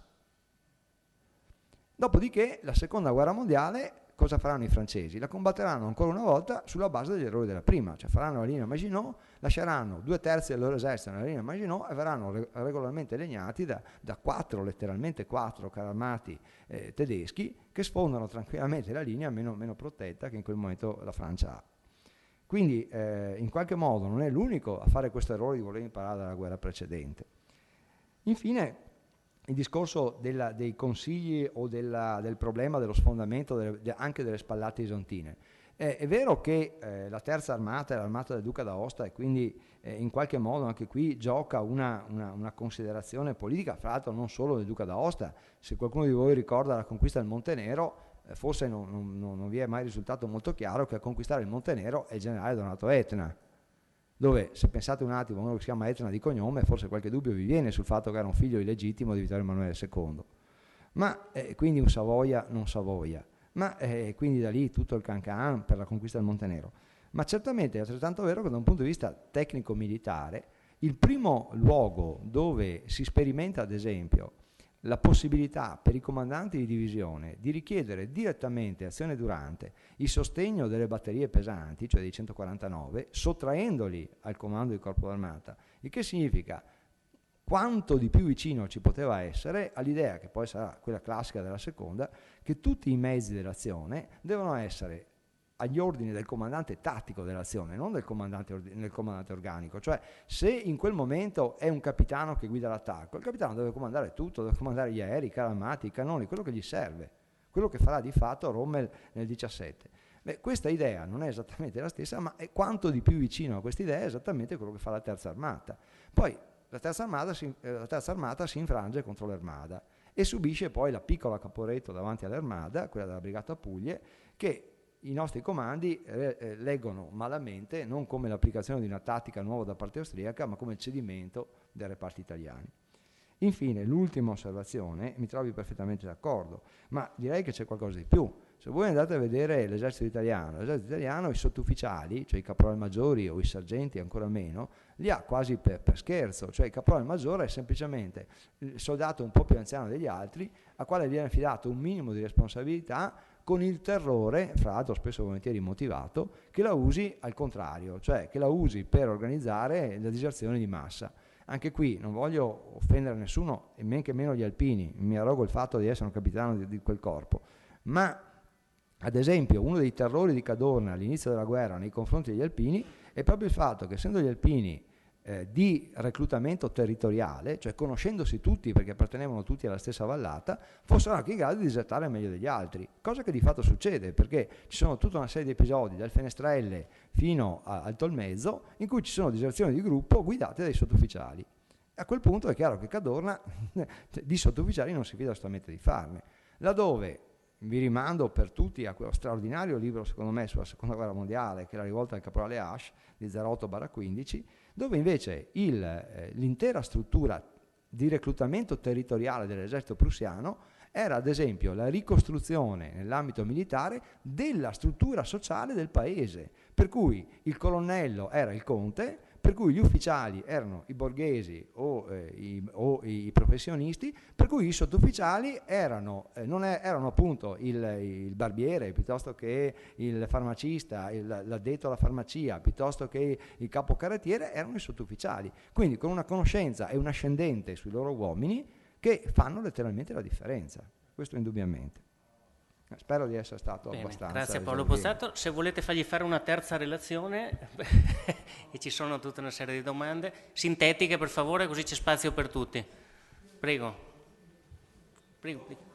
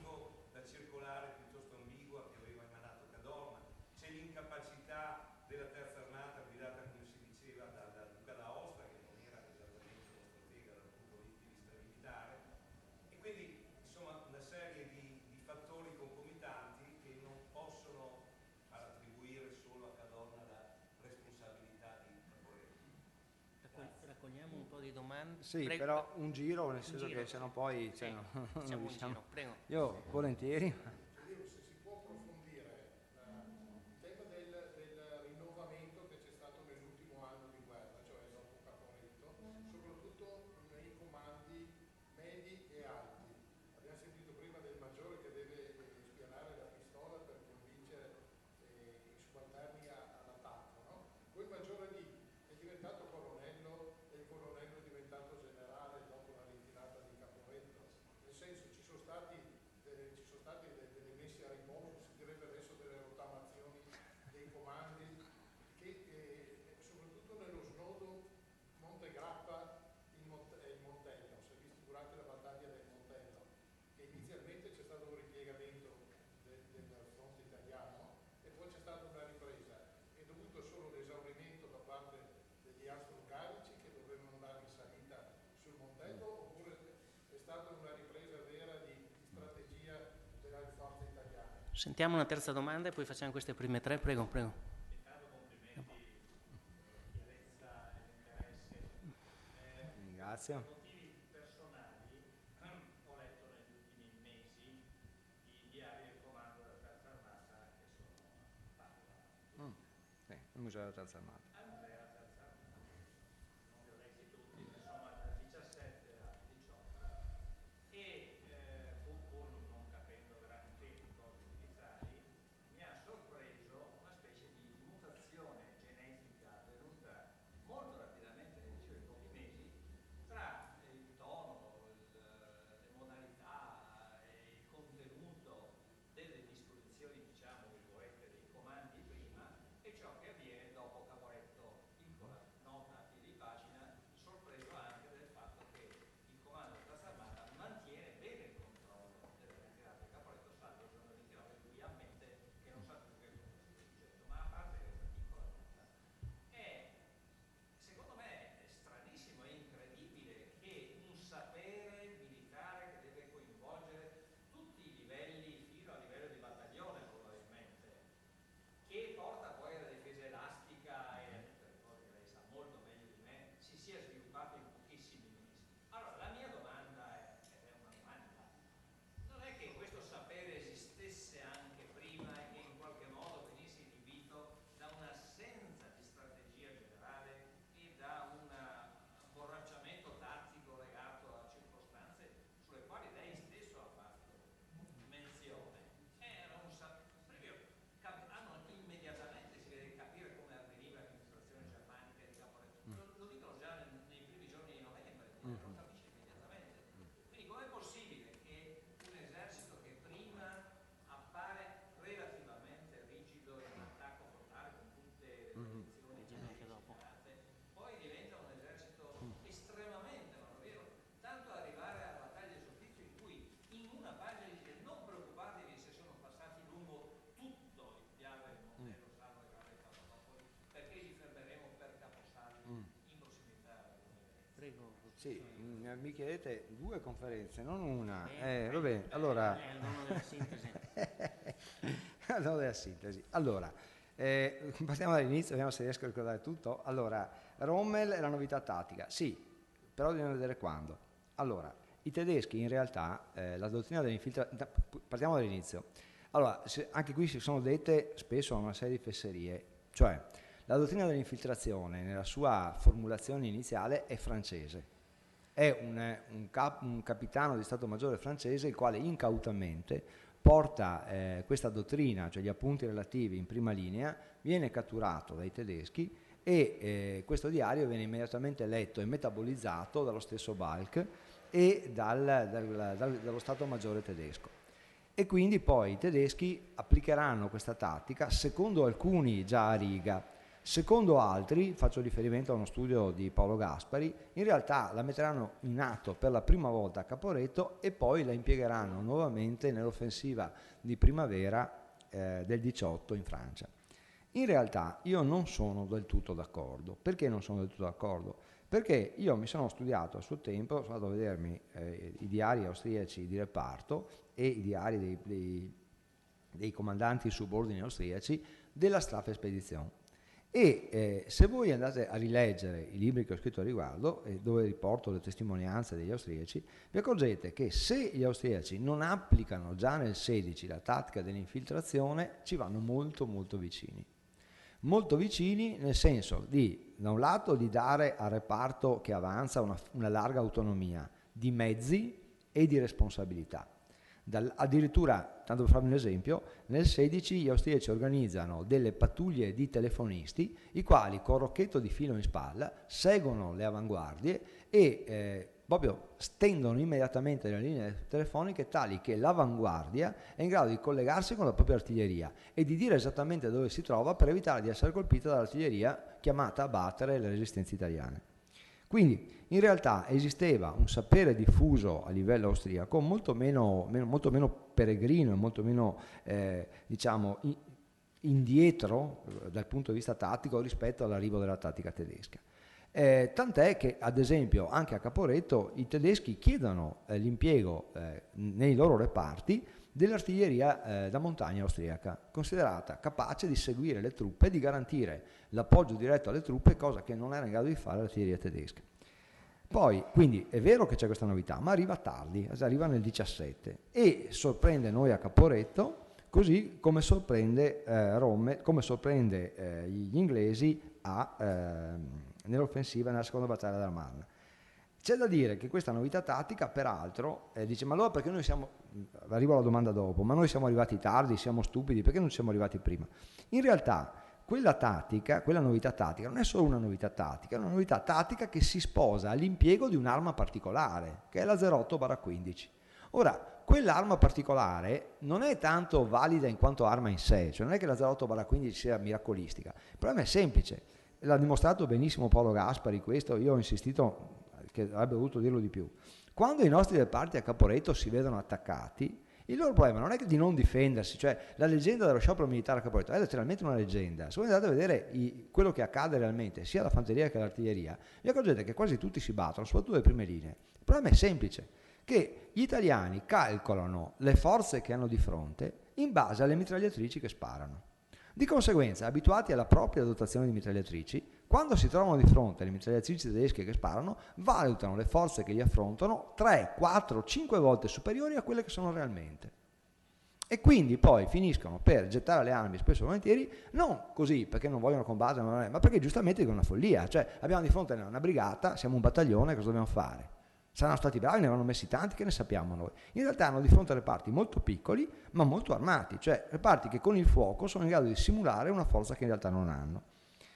Caporetto, responsabilità di Cadorna, solo di Cadorna, non solo di Cadorna. Allora, lo sapeva, non lo sapeva. Allora, io credo, anche qui, citavo prima il libro di Paolo Gaspari, credo che nonostante tutto Caporetto non sia ancora stata compresa pienamente dalla nostra storiografia. Perché? Perché il discorso è questo, Cadorna sa di essere attaccato, certamente, però, primo punto, Cadorna è, purtroppo per lui, è un ottimo stratega e un pessimo tattico. Cioè cosa vuol dire? Vuol dire che Cadorna, quando valuta un'operazione militare, la valuta dal punto di vista operativo, non dal punto di vista tattico. Cioè, mi spiego, quando nel 16 c'era stata la Staffel Spedizione, lui non aveva creduto alla Staffel Spedizione. Perché? Perché lui dice, io da comandante non andrei mai a fare una fesseria del genere, cioè attaccare da un posto che non ha nemmeno le strade per far affluire le truppe e che poi al momento in cui avesse superato la cortina montana non ha più una strada, dicesi una, per portare avanti i cannoni. È un'idiozia, io non la farei. Peccato che gli altri invece la facciano. A Caporetto lui ragiona allo stesso modo, cioè, siamo nell'ottobre, bastano 2 giorni di maltempo e tutta quella zona diventa impercorribile. Lui ha comunque, anche in questo caso, lo si diceva prima, preso le sue precauzioni, ha schierato un intero corpo d'armata, il 7º, alle spalle del 4º e del 27º. In più lui a sua volta aveva usato continuamente prima la logica di far catturare prigionieri con notizie false, lasciare messaggi con notizie false, l'aveva fatto anche lui. E lui è convinto che si voglia fare nei suoi confronti la stessa cosa. Ultimo elemento, spesso trascurato, è questo. Lui è convinto che una offensiva su un unico fronte, come è stato nel 16, sia destinata al fallimento. Cioè lui è convinto che se gli austriaci lo attaccano solo sull'Alto Isonzo, lui li ferma. Che ci siano gli austriaci tedeschi non importa. Tanto è vero che prima di Caporetto lui viene a Vicenza e fa un lunghissimo giro tra Vicenza e Verona e ha un lungo colloquio con Marchetti. Perché?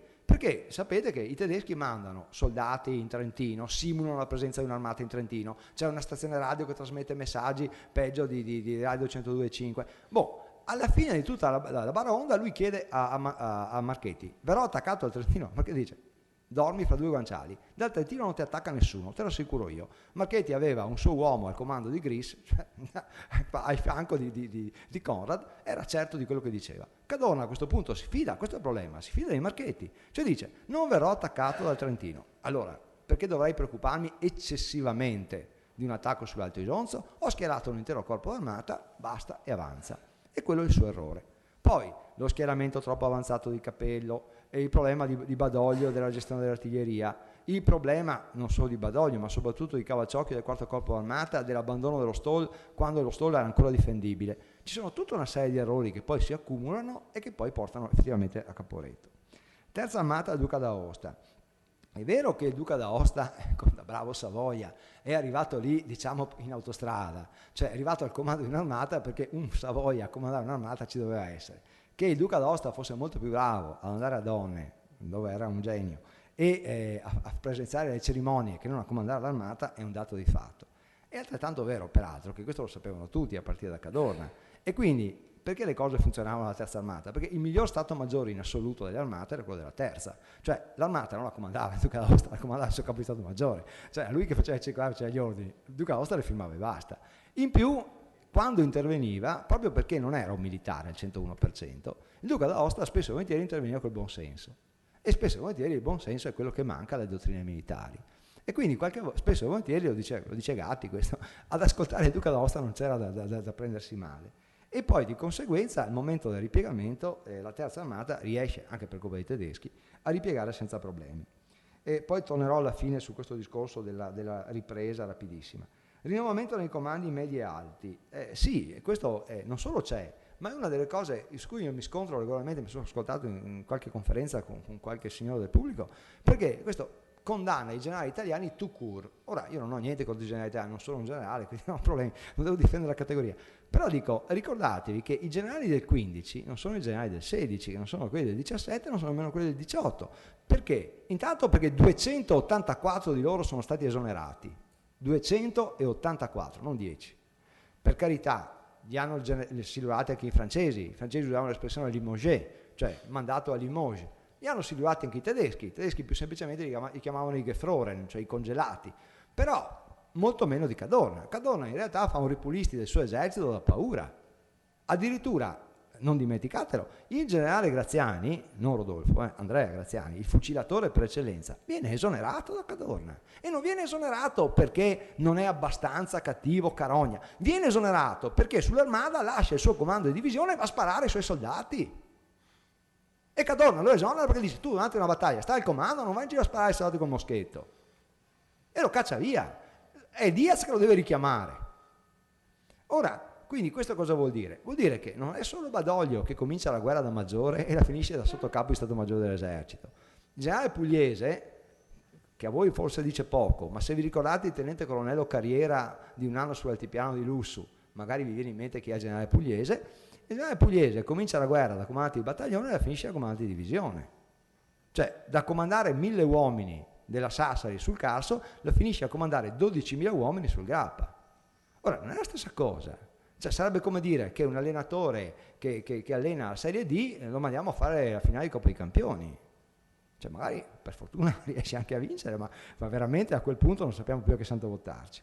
Quindi c'è sicuramente un forte rinnovamento. Il discorso del Montello anche lì vede innanzitutto un errore di base del comandante. Il comandante dell'ottava armata, generale Pennella, non crede all'attacco perché giustamente anche lui dice: ma perché devono attaccare sul Montello, che è una collina, un'altura, fra l'altro sotto il Grappa, quindi perfettamente a tiro dei cannoni di cima pallone, quando hanno tutto il basso Piave, davanti alle gravi Podobi c'è una marea di strada libera. In realtà non si rende conto che una vecchia regola militare è quella che l'itinerario antitattico è esattamente dove il nemico non ti aspetta, cioè non dove il nemico ti aspetta. Quindi all'inizio è veramente uno sfondamento quello che l'ottava armata subisce. Poi naturalmente il problema della battaglia del Solstizio qual è? Che a differenza di Caporetto, questa sì è la differenza fondamentale, Il Comando Supremo ha conservato un'intera armata, la nona di Morrone, come forza strategica, cioè è la riserva strategica. La nona armata non fa nulla, se ne sta semplicemente tranquilla tra Padova e Verona. Naturalmente il suo compito è semplice: una volta che abbiamo capito dove effettivamente gli austriaci sfondano, abbiamo un'intera armata in grado di attaccarli. È chiaro che Duca d'Aosta, chi per lui, può stare tranquillo, sia perché, questo l'ha detto Badoglio, non preoccupatevi, lo ha ribadito in tutti i modi, non silureremo nessuno perché ha semplicemente eseguito gli ordini o perché ha ragionato con intelligenza. State tranquilli che questo non succederà. Dopodiché, ripeto, c'è un'intera armata, non solo, ma ricordatevi che oltre a un'intera armata c'è il fatto che uno dei due rami della tenaglia, cioè l'attacco sugli altopiani voluto da Conrad, viene fatto naufragare dal generale Segre il primo giorno di attacco. Cioè, dopo il primo giorno di battaglia, con la contropreparazione anticipata, Segre ha escluso di fatto per il Comando Supremo la possibilità che Conrad e l'11ª armata possano arrivare in pianura. A quel punto si tratta soltanto di attendere dove la minaccia è reale, effettiva, e concentrare lì le proprie forze. Il Montello avrebbe potuto essere fermato molto prima se il Comando Supremo non avesse seguito questa regola. Cioè, perché eravamo stati sconfitti a Caporetto? Perché ogni comandante locale di fronte alla crisi chiedeva rinforzi e Cadorna li mandava. I rinforzi erano sempre troppo pochi per risolvere la crisi e troppi per mantenere una riserva strategica, con il risultato che poi perdiamo. Stavolta Diaz fa esattamente, Badoglio, Diaz non comandava niente, fa esattamente il contrario, cioè mantiene una forte riserva centrale e dice aspettiamo fino all'ultimo, e quando ci siamo resi conto dove effettivamente la minaccia è più grave li interveniamo. E questa è in qualche modo la soluzione. Sì, poi ci tornerò. Allora, diari della terza armata, difesa elastica. Allora, inizialmente la difesa elastica, cioè in realtà io questo l'ho studiato sul Grappa più che su altri settori del fronte, ma sul Grappa, le dicevo prima, si nota una cosa straordinaria, cioè che i peggiori reparti italiani, la brigata Como era giudicata men che mediocre dagli austriaci, gli alpini del Val Camonica sono vecchi territoriali, hanno 40 anni, riescono a fermare il clou del clou, cioè riescono a fermare i bosniaci sul Cornella, che è una cosa incredibile, riescono a fermare gli alpini di Rommel sul Fontana Secca. Ora, dice, ma perché? Perché in sostanza io credo che quella sia una battaglia senza generali, cioè una battaglia senza dottrina, cioè forse l'unica battaglia combattuta col buon senso, cioè dicendo, signori, noi resistiamo finché possiamo, quando non possiamo più ripeiamo, cioè cediamo spazio per guadagnare tempo e infittiamo pian pianino la difesa mano a mano che arretriamo, ma non perché siamo geni, perché siamo bravi, abbiamo studiato la scuola di guerra, ma semplicemente perché arretrando lo spazio si restringe, da dietro arriva gente e avremo linee via via più fitte, quindi bene o male facciamo così. E quel tipo di, ripeto, buon senso, tanto è vero che se lei va a vedere la prima difesa del Grappa ha al massimo il generale Clemente Asso, un comandante di brigata, poco di più. Il generale Pittaluga comanda una divisione, di fatto governa ben poco l'azione. La maggior parte dei reparti si regola letteralmente da sola, anzi secondo me è talmente straordinaria la prima difesa del Grappa proprio per questo, perché quelli dovrebbero essere i scioperati di Caporetto, quelli dovrebbero essere i soldati che se ne vanno a casa perché non vogliono più combattere, e invece lasciati a se stessi, perché di fatto sono lasciati a se stessi, questi non solo si battono bene, fermano i migliori reparti avversari.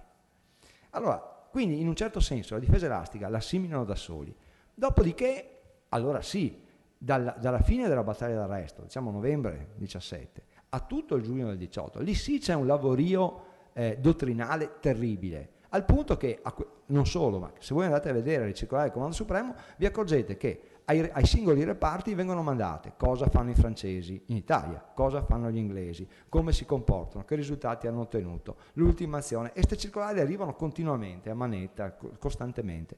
Quindi è chiaro che tutto questo poi crea quel tipo di dottrina difensiva che è la difesa elastica, che verrà applicata nel 18. Anche qui senza miracolismi, intendiamoci. La difesa elastica la applica anche il nono corpo d'armata di De Bono sul Grappa e per poco non viene sfondato.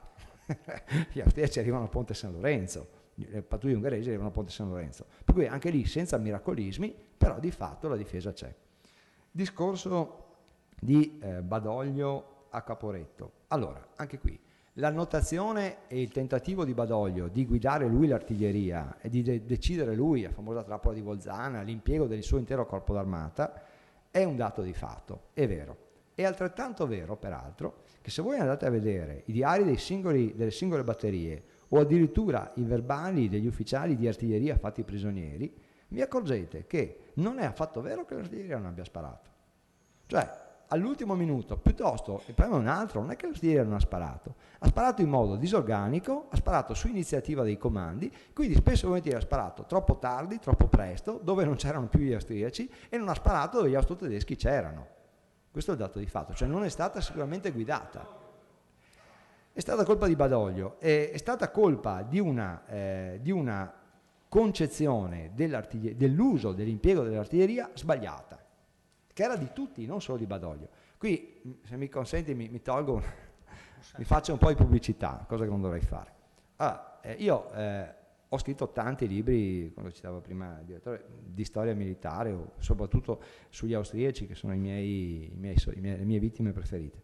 Ma a un certo punto mi sono convinto che scrivere libri non serve poi a molto, nel senso che a una conferenza, quando facevo notare al mio interlocutore che magari avevo studiato un po' più di lui sta roba, e lui mi ha risposto dicendo che tutti sono buoni a scrivere libri, cioè non valeva molto quello che avevo scritto.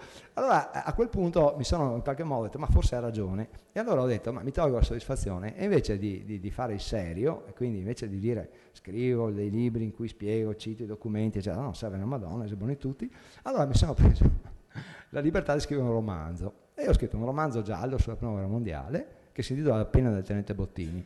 E ti dico perché ti dico questo, perché in quel romanzo uno dei miei protagonisti, che per varie ragioni ho chiamato Emilio Bellieni, cioè Emilio come Lussu, ma Bellieni come il biografo di Lussu, quindi li ho messi assieme, e che ho descritto di fatto fisicamente come era Lussu, fa tutta una tirata sull'impiego dell'artiglieria, spiegando perché nella battaglia del Sostizio l'artiglieria verrà impiegata in un certo modo, almeno sull'altopiano di Asiago. Ora, in quella tirata che viene fatta in un'osteria quando hanno già bevuto che basta, per cui la zona è molto colloquiale, quindi non è poi così pesante leggerla, ma il mio sforzo era proprio quello di tentare di rispondere alla tua domanda, cioè di dire cosa non ha funzionato a Caporetto e cosa funziona in realtà sugli altopiani. Ed è appunto una tattica completamente diversa, che è appunto l'impiego, cioè non attendere l'inizio del fuoco avversario per iniziare la contropreparazione di artiglieria, perché il vero problema di Badoglio è questo, che Badoglio dice aspettiamo che sparino loro e poi darò io gli ordini. Peccato che quando loro sparano la prima cosa che fanno i tedeschi è isolare i comandi, cioè sparare in maniera tale che i comandi vengano isolati rispetto ai dipendenti, e a quel punto se tu devi aspettare l'ordine non agisci più, oppure agisci d'iniziativa quando è troppo tardi, agisci in modo slegato, spari tu e non sparano gli altri e non spari tu, e quindi a quel punto l'efficacia dell'artiglieria va a farsi benedire. Però ti ripeto, non ce l'ho qua, se no te lo regalavo anche, ma così ti devo chiedere di andare in libreria.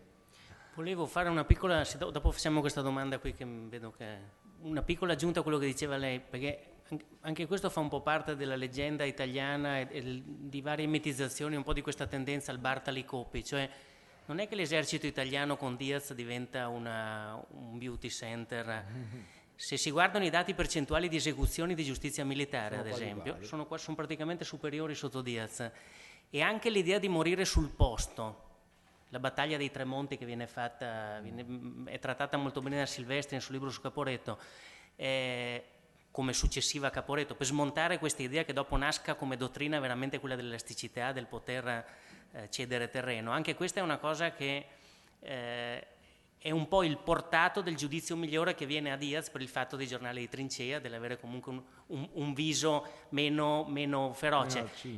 Quello che citava Pozzato, che è interessantissimo, ancora prima del Grappa sul Tommatico, o comunque le bastonate che prende Rommel penetrando le valli che fiancheggiano, che portano sul Monte Grappa, sono opera appunto di reparti isolati, ma quegli stessi reparti isolati, una volta che vengono irregimentati nel ricristallizzarsi della difesa, non hanno comunque più la libertà che hanno avuto nel momento critico. Sentiamo questa domanda. Sì, no, un momento, perché c'era quel signore che voleva fare. Sì. Oppure il diario della Sarmata è apocrifo ed è un falso. No. Oppure il comando della Sarmata scrive esattamente. Certo, ma è indubbio. Ma poi se vuole torniamo su questo discorso del diario. Sì, sentiamo la domanda.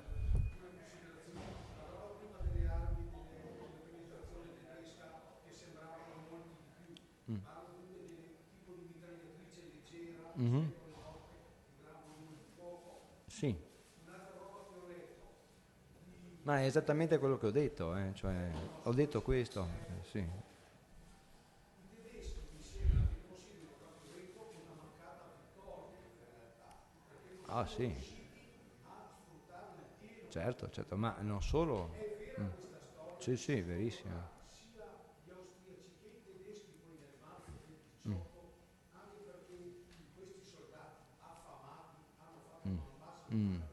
Mm. sono andati avanti. No, È una no, leggenda. no, no. Allora, è vero la prima parte e non è vero la seconda, nel senso che, allora, il problema è questo, l'offensiva di alleggerimento della 14ª armata tedesca puntava al tagliamento, né più né meno, cioè diciamo che l'obiettivo massimo era il tagliamento, tant'è che il problema è che né gli austriaci né i tedeschi avevano equipaggi da ponte. Quando arrivano al tagliamento non lo possono passare, anzi c'è un generale austriaco che rischia di morire annegato perché tenta col cavallo di forzare il tagliamento e mal gliene incoglie perché il tagliamento quando è in piena fa paura e quindi ci rischia la pelle. Quindi il problema che verrà detto anche se lei legge il diario di Kraus, che è un generale austriaco, questo lo dice, comandante del primo corpo armato austro-ungarico, questo lo dice chiaramente, dice l'errore è stato quello di non porsi un obiettivo strategico decisamente avanzato e di impiegare e di predisporre tutti i mezzi per quell'obiettivo strategico. Poi, detto questo, che è il primo errore, ce n'è un altro, che nel momento in cui varcano il tagliamento, finalmente varcano il tagliamento, cosa succede? Succede che per colpa, questa è in buona parte la colpa di Boroevich, il quale vuole la sua parte di gloria, quindi si lancia lui all'inseguimento, vuole lanciarsi lui all'inseguimento, a quel punto le linee di sviluppo dell'attacco tedesco e quelle di Boroevich tendono a intersecarsi e di conseguenza i tedeschi ricevono l'ordine preciso da parte del loro comando supremo di non intralciare Boroevich. E questo è un errore clamoroso perché? Perché a quel punto le forze tedesche cosa fanno? Inseguono la seconda armata lungo i monti, cioè lungo la base dei monti. Seconda armata che è già battuta, è già sconfitta, militarmente non vale più niente, cioè ci sarà bisogno di riordinare i reparti, come si diceva prima, di reinquadrarli, eccetera, eccetera, eccetera. Invece, cosa dovevano fare i tedeschi? Dovevano puntare decisamente sulla Tisana, puntare sul mare e tagliare fuori la terza armata. Se avessero tagliato fuori la terza armata e l'avessero bloccata, a quel punto l'esercito italiano era veramente mai non sconfitto ma nelle peste, cioè a quel punto anche la linea del Mincio, non quella del Piave, diventava difficile da tenere e si sarebbe tenuta solo con un concorso franco-inglese non di 20 divisioni ma di almeno 45, a che voglio vedere dopo a guerra finita cosa ci davano la Francia e l'Inghilterra.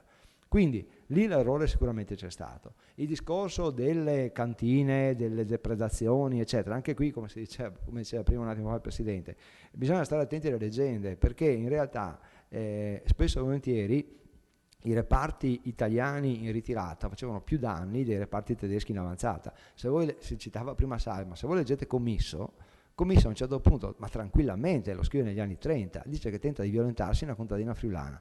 E quando questa gli scappa diceva, scema, tanto te violenta i tedeschi, almeno come eri patriottica, no? Cioè, quindi questo è un ufficiale dell'esercito italiano, per cui intendiamoci, non l'ultimo sbandato. Per cui i danni li fanno anche loro. Il discorso dei diari non sono apocrifi, intendiamoci. Il problema è questo, il problema è che nel diario, questo nel discorso militare, soprattutto in un diario di armata, si registra tutto quello che va a futura memoria, scanso errori e omissioni. Quindi anche qui qualcuno, penso ad esempio a Pezzè, che è del Museo del Risorgimento di Rovereto, se ricorderete qualche anno fa ha pubblicato un libro su Caporetto in cui sosteneva addirittura che Caporetto era stata voluta da Cadorna proprio la sconfitta era stata voluta per rimettere in movimento l'esercito e avere di nuovo la guerra in movimento, e lui lo faceva citando alcuni documenti del Comando Supremo. Non tiene conto, come si diceva prima invece, che ogni Comando Supremo, quindi ogni Stato Maggiore, ha il compito di elaborare tutte le ipotesi operative possibili e quindi a scanso errori, ripeto, si mette dentro tutto. Quindi anche le cose più fantasmagoriche, non dico che si parla di marziani, ma ci si va un po' vicini, ci siamo.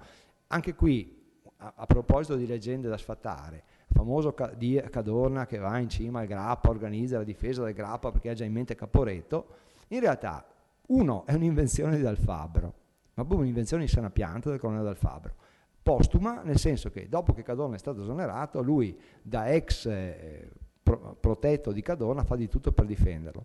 Perché in realtà, nei documenti del Fabbro, i documenti di impianto, lui dice chiaramente il contrario, cioè dice chiaramente che Cadorna aveva fortificato il Grappa, non perché pensasse a Caporetto, perché non era certo onniveggente, ma perché la vera paura di Cadorna è che gli austriaci dopo la battaglia dell'Ortigara erano ancora sull'altopiano e, come era successo nel 16, potevano sfondare dall'Ortigara, arrivare in Val Frenzera e finire su Bassano.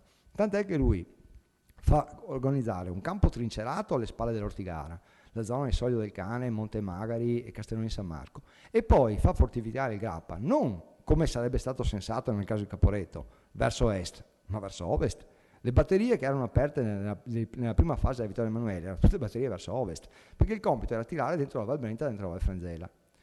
E poi vero, dice, ma però hanno difeso il Piave, come si spiega? Si spiega perché semplicemente, a proposito di quello che le dicevo prima, nei comandi non si butta via niente, e la difesa Grappa-Piave era una vecchia difesa del generale Cosenz, cioè la difesa che Cosenz aveva immaginato nel caso di guerra con l'Austria prima che si arrivasse a fortificare il tagliamento. Dopodiché, dopo Cosenz, giustamente la radunata era stata spostata sul tagliamento, perché si diceva adesso il tagliamento è fortificato con una serie di opere permanenti, quindi scanso errori possiamo spingerci fin là.